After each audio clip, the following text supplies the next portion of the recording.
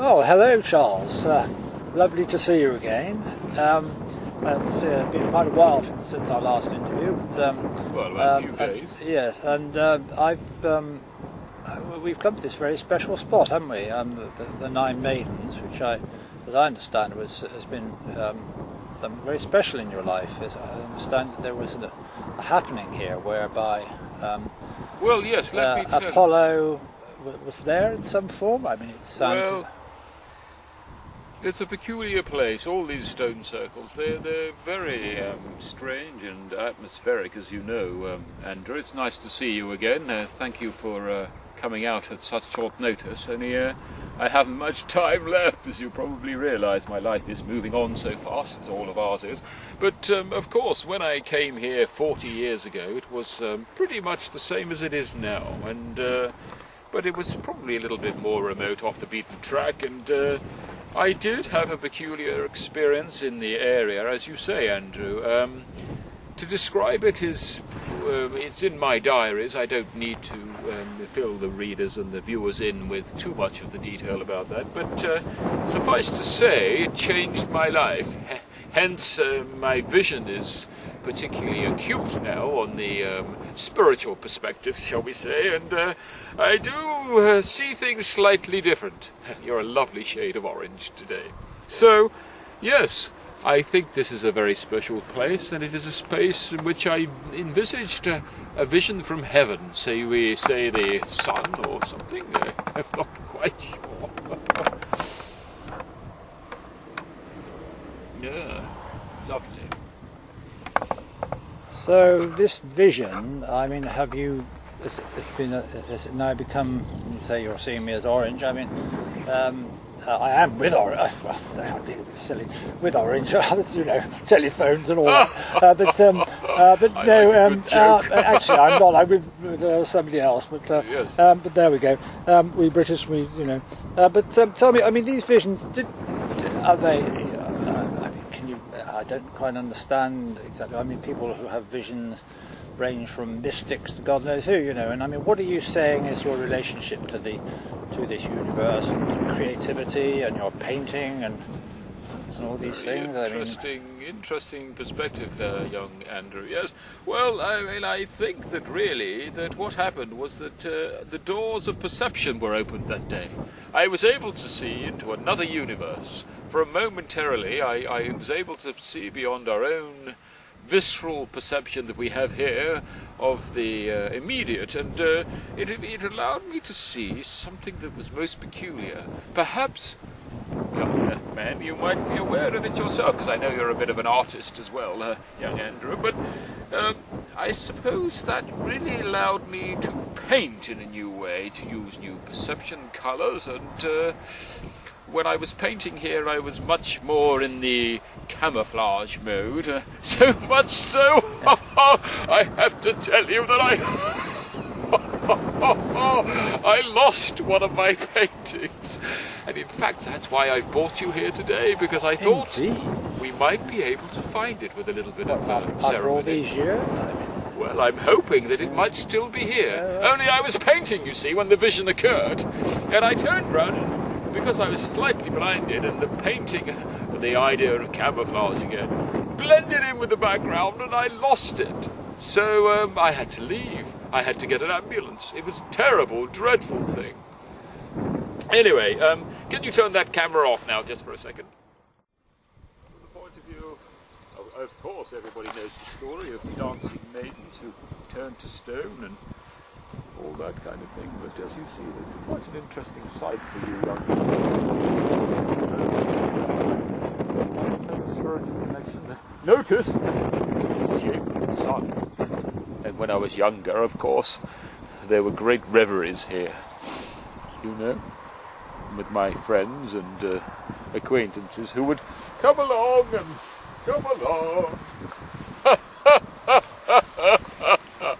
Now, I have bought my divining rods today, specifically for a purpose, Andrew. I hope you don't mind, because I thought we might be able to find the painting I've been missing. Now, I'm not very good without my walking stick, but I'll give it a go. So, let's see what messages we're getting. Aha, yes, we're off. Aha, where they look, follow the trail. Follow the trail. Wow, this is good. I haven't done this for a long time, you know. Over 40 years. Now, I expect you're wondering at home how I've been able to do this so well. Now, forgetting the philosophy for a moment, you'll notice how the rods are beginning to cross. Of course, when I was here 40 years ago, the grass was a lot more wild than it is now, and there were a lot of hippies here, I can tell you. Like there probably will be soon, but I'm going to try and see whether I can find the painting following this trail, and where the... Now we're back over here. Oh, wait a minute. My gosh! Look! They cross! And there! Andrew! Painting I see there, Andrew? Can you get it for me? Or shall I get it myself? I think it'd be easier if you get it, old boy. Out with the camera. What is it? It looks like something. Is it Very mysterious. What? Look! Goodness me! It is! After all these years, how amazing! After all these years, now, there it is. Well, the weather has weathered it, my dear old friend. Now here you see, when I was painting this, the figure appeared from the sun. Can you see this here? I'll zoom in. You zoom in and you... Oh yes, indeed, yes. But unbeknownst to me, after I'd painted the character, of course, the Eye of Horus appeared. Have you noticed the Eye of Horus here? Right. In front of the sun. Very symbolic, I think. Absolutely. Specifically, well, I am overwhelmed. And I believe we're going to take it home with us, I think. Yes, absolutely. I mean, do you think there are forces at work which have maintained it in such good condition? Almost like it was put here deliberately. Absolutely, and I mean the quality of it after all these years, I mean, it's astounding. It is astounding. Maybe... But you notice, this was the fiery figure that came from the sun that I was painting at the time when I lost my sight. Goodness me. How extraordinary. Absolutely. How absolutely extraordinary. And I would say that with the best will in the world, with the experts, we can clean it up, and perhaps next year, part of my exhibition that I plan to have, we could include it. I think it's quite interesting too. Sorry. Sounds like a wonderful idea, I'm saying. Well, yes, I mean... But you notice how the areas of camouflage encroach on the fiery bits that are eating into it. And I think that was a flashback to the early days when I was a younger man. And but by Jove, I think that's amazing. So the Eye of Horus, I think, is quite interesting with regard to the recent transit of Venus, of course. Absolutely, very significant. Kind of reminds us of our archetypal connection. Indeed. Well, it's something for the power of divining rods to say that they actually work. Indeed. Right, well, I'll carry the painting over here, and then perhaps if you want to say a few words to me. There. Now. Yes, but I think I know it's very difficult to put art and words together often. At least the painting sort of is its own language. But can you elaborate? Can you sort of summarise your philosophy? I mean, how do you see this whole? I mean, we're talking about cosmic scale events of beings arriving for you to see by stones which are thousands of years old. I mean,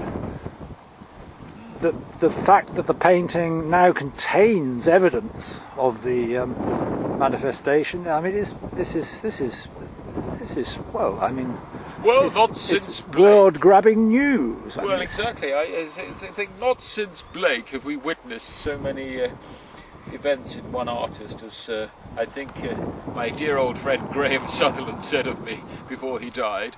And bless him, that was nice of him to say that to me, because you know, he was a man greater than I think, in his ability to transfigure and change and paint and all that. But Yes, I think that, well, all I can say is that I felt it's all to do with destiny. Yes, That my destiny was lifted up by the gods, by my contact in Bali with the Dalangs and the ancient puppeteers there and their rites, to a point at which I felt that I could create anything, and anything would happen for me at the flick of a finger. So when I was down here, the philosophy behind my work began to become quite involved. It kind of took on another dimension, really. And so I feel, in a sense, that my art is ahead of its time in conveying to people just what it means to be human and to be divine at the same time. And I think that in the latter years, with the discovery by Jonathan of my work and very kindly putting my stuff online, has brought me once more to the public's attention, and the lucky foresight that I've had to be able to tell everybody about what is actually happening now. Because if I hadn't had that experience, Andrew, it would be a very different thing. I think that, to be honest with you, human beings are being affected by divine forces all the time, but they care to ignore them. But now they do so at their peril, I can tell you, and it's nice to think that there are people out there willing to listen to my philosophy and willing to take on board the fact that we are all connected, and as long as we remain all connected, we can save this wonderful, beautiful planet of ours. Well, thank you very much, Charles. Those are wonderful words, very inspiring. Thank you, Andrew. Is there anything else you would like to ask me? Well, not really. I'm almost speechless, really. I mean, it's such amazing art and words and experiences. I think maybe we should conclude or finish the interview at this point, and I'll say thank you very much. Well, thank you, my fellow followers and viewers. I'd just like to say to them, please continue growing things in your garden. Please paint, create, get your children creating. There lies the future, in the children themselves. They have the ability to be able to see far beyond what I can see. And even though I see in different colours of the spectrum as a result of touching the fire of the gods, children don't need to. They already have it with them. So please keep growing those cucumbers, lettuces, and beautiful flowers, and making this world a more beautiful place. And I will see you soon, when I probably will have news with young Jonathan about my exhibition. I'm so excited. Thank you, Andrew. Thank you very much. Goodbye.